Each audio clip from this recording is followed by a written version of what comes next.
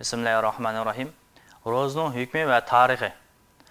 Ro'za tutish farzdir. Bu farz biz ummati Muhammadga amr qilingandek, burungi ummatlarga ham amr qilingan.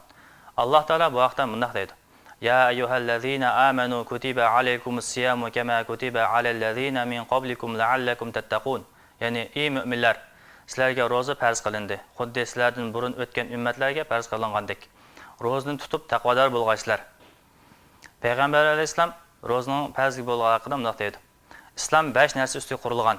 Bu bo'lsa Alloh taolodan boshqa iloh yo'q. Muhammad alayhisalomning Allohning bir haq payg'ambari deb kalima shahodat aytish, farz namozlarni ado qilish, zakot berish, haj qilish, Ramazon ro'zasini tutishdan iboratdir. Bu oyat va hadislar Ramazon ro'zasining islomdagi hukmining farz ekanligini ko'rsatadi. Ro'zaning tarixiga kelsak, Alloh Adam alayhisalomdan tortib Muhammad alayhisalomga kelguncha barliq payg'ambarlarga islom dinini tanladi.